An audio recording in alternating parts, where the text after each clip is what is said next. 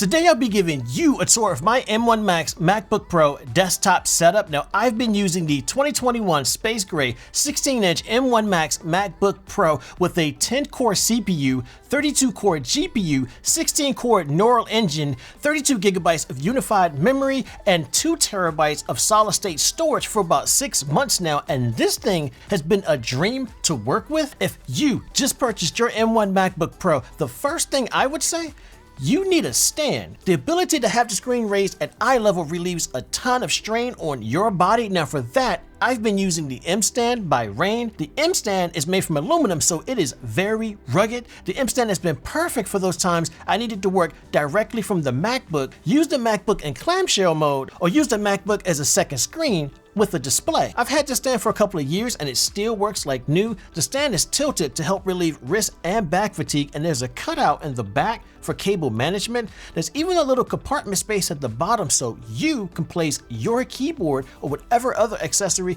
you may have. The M stand has rubber pads to ensure the MacBook doesn't touch the stand itself and get scratched. The M stand has been very sturdy and has definitely helped me in regards to being hunched over and cramped. The M stand is a rugged and reliable accessory, but what if you don't have a lot of space on your desk but still want to use your MacBook Pro in clamshell mode? For this, I would recommend the Book Arc stand from 12 South. Now the Book Arc stand is made from aluminum as well, so it is also very rugged. This stand is perfect for those of you who already have a mouse, keyboard, and a display. The user simply wants the MacBook in a more smaller or condensed form for desk space or any other reason. It comes with 3 inserts, so whether you have an older or the newest MacBook, you should be good to go. Now the inserts are made of rubber, so once again, no worries in regards to the MacBook touching the stand itself and getting scratched. 12 South has not come out with updated versions for the 2021 M1 MacBook Pro models,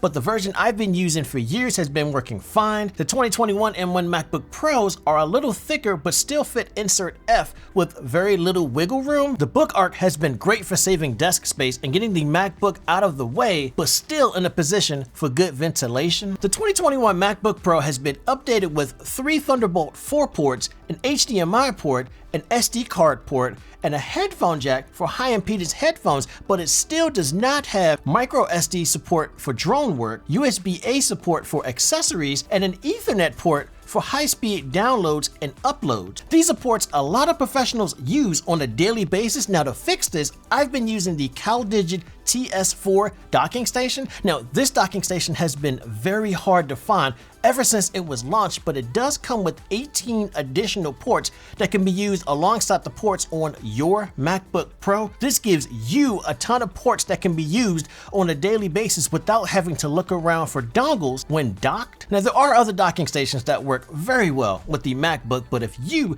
plan to charge your MacBook with the docking station, paying attention to the charging watts is a must. Now there are some docking stations that charge at 90 watts or 96 watts, but the TS4 can charge your MacBook Pro at 98 watts with a single Thunderbolt 4 cable. Now this falls short of the 140 watt power adapter that comes with the 16-inch M1 Max or M1 Pro MacBook Pro, but I've been using the 16-inch M1 Max MacBook Pro and I have yet to have an issue with the MacBook being ready when I am. The TS4 supports displays up to 6K. Now there's a lot of discussion out there about 8K displays, but they are not supported on Mac devices. The TS4 also supports up to 2 displays on the M1 Pro or M1 Max and 1 display on the base M1 MacBook. Now this allows you to connect accessories to the docking station without worries to your MacBook Pro. There's even a USB-C 20-watt charger on the front, which is perfect for charging your iPhone with MagSafe. The TS4 has made my workflow very efficient. It provides all the ports I need in addition to the ports on my MacBook Pro, and there's also the option to purchase the CalDigit Thunderbolt 4 Element Hub, which provides an additional 3 Thunderbolt 4 ports and 4 additional USB-A ports if needed. A mouse and keyboard goes a long way with getting things done. Some mice are nice but don't have a lot of functionality, and some keyboards are clunky and just make the whole experience dreadful, to put it nicely. For this, I've been using Apple's Magic Trackpad or mouse, a Magic Keyboard. The Magic Mouse allows you to scroll horizontally, which is great for things like Google Sheets or controlling the timeline while video editing. You also get the ability to control some aspects of the MacBook like Smart Zoom or Mission Control. However, the Magic Trackpad allows you to take full control of the entire system using gestures and force clicks, all without taking your hands off the trackpad. My primary reason for the Magic Keyboard is the flexibility you get while using your keyboard.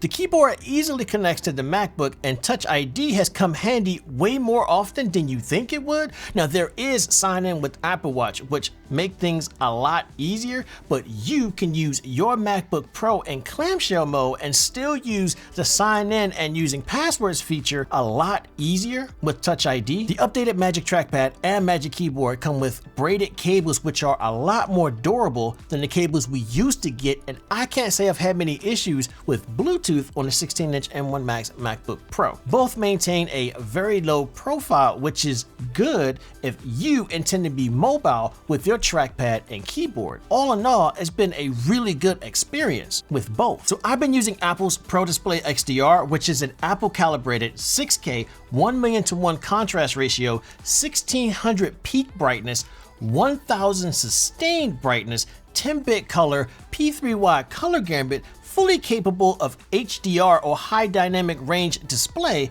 that can be purchased for $5,000 US without a stand. This display is drop dead gorgeous and fully capable of doing way more than I currently needed to. The color accuracy is amazing. Now, I do realize not many people are willing to pay this much for a display, but I do have a review of the pros and cons of the Pro Display XDR in the description below if interested. Storage does not come cheap, especially if you're purchasing your storage with the MacBook Pro. You can purchase 2 terabytes of additional storage for $400 US with the M1 Max MacBook Pro. Now, the storage that comes with the M1 Max MacBook Pro is really fast. I'm getting write speeds of 5600 and read speeds of 5300, which is crazy fast, but it is attached to the MacBook Pro, which means if you drop your MacBook Pro or spill something and it gets in the wrong area, it could mean a lot of unnecessary trouble. This is what the Samsung T7 solid state drive or SSD comes in with 2 terabytes of storage for $230 US. The storage is cheaper, allows for read speeds of 1050 megabits per second, write speeds of 1000 megabits per second. It's a lot more portable and it's shock resistant, able to take drops up to 6 feet. The storage that comes with the M1 MacBook Pros would run circles around the Samsung T7, but 1050 and 1000 megabits per second read and write speeds are pretty fast as well.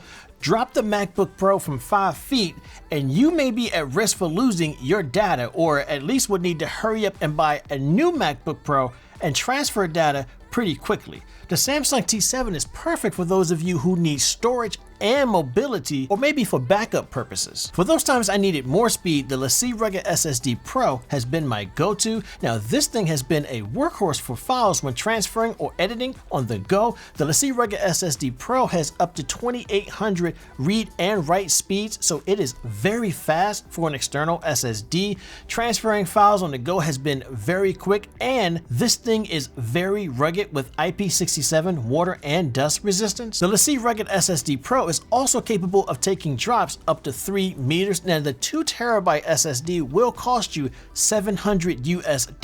It is on the pricier side, but if you are looking for speed and convenience, the LaCie Rugged SSD Pro gets a lot closer to the speeds you get with your MacBook Pro. A network attached system helps tremendously when it comes to storage. Now, this is only if you find yourself needing a lot of storage and having to constantly buy new storage to hold data. I currently have the Synology DS1821 Plus, which is an 8-bay system that allows you to determine how much storage you need. For example, I can place 16 terabytes of storage in each bay, giving me 128 terabytes of storage. Now, this is a subject for another video because there's a lot to discuss here, but ultimately, I now have storage that can be used very similar to iCloud, OneDrive, and etc. There's RAID protection, and Synology SHR that will help to ensure you don't lose data. Now, the Synology DS1821 Plus can be purchased for a little less than $1,100 US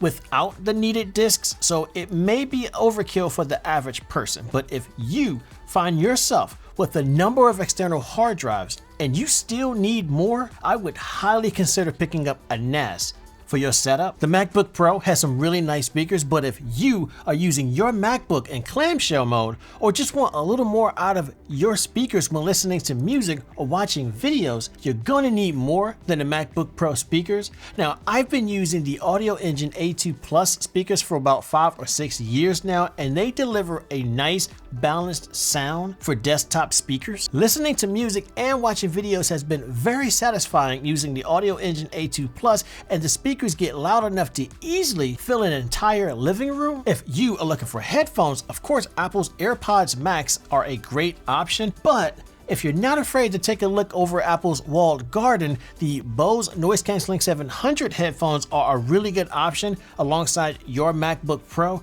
The Bose line of headphones used to be sold in Apple stores, so Bose has pretty much made a lot of their headphones with Apple in mind. The Bose Noise Cancelling 700 headphones sound great, and there's a button on the headphones for Siri, Amazon Alexa, and the Google Assistant. Now, with that in mind, if you have a Windows or an Android device as well, you can switch between all of your devices without losing any features. You have the ability to pair multiple devices and control how much noise cancellation you want to allow in the headphones. The Bose Noise Cancelling 700 headphones are a great pair of neutral sounding headphones that can be easily adjusted to whatever it is you need, whether it's watching a movie, video editing, or listening to music.